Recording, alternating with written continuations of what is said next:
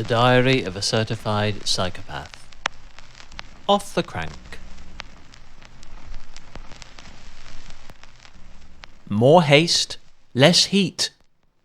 Strava's machine-learned motion militia feel it is their obligation to gently advise that, in their aggregated mortal wisdom, despite attaining an average pace somewhat nippier than on recent outings, there was approximately 0.1% chance of your busting a sweat in that biting dawn chill throughout this subtly extended loop around the long and mostly low-rise blocks of Shoreham's southerly outskirts to your home office. Thank you for that nugget of astute computational insight, which was derived with an algorithmic smugness not typical of your usual effusive optimism, and contained observations that I'd have never deduced for myself, were it not for personally experiencing the frigid embrace you referenced rolling off the River Ada's silty banks to gnaw at my exposed arms and underlayered chest. Perhaps you'd also like to divulge whether or not I would have maintained the power necessary to illuminate the single 60-watt oven bulb that spontaneously blew its filament last night, whilst Mum watched the world-renowned and uniquely talented soprano Erin Morley harness her extraordinary vocal range to perform a generous programme of Johann Strauss's most popular Viennese waltzes during a belatedly streamed BBC Proms concert.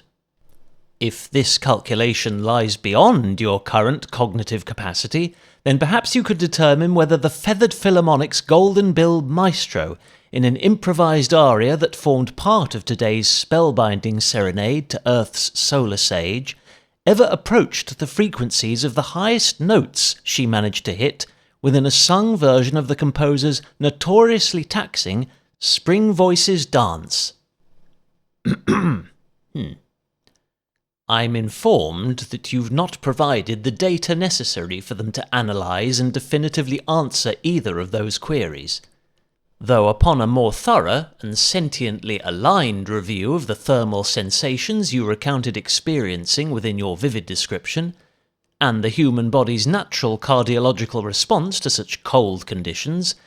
they'd confidently estimate that your heart fluttered a little slower than the wings of any airborne contributor to the morning chorus you referenced, whilst the weightier frame and resistant tyres of your chosen wheeled weapon likely required at least 0.18 kilowatt-hours of self-sustained electricity,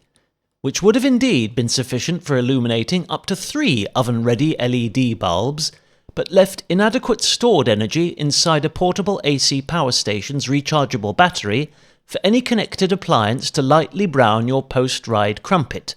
Never mind brew a novelty thimble full of Britain's favourite leaf-based beverage. Worry not, for on this occasion, and all henceforth, I'm more than satisfied to rely exclusively on my own trustworthy instincts.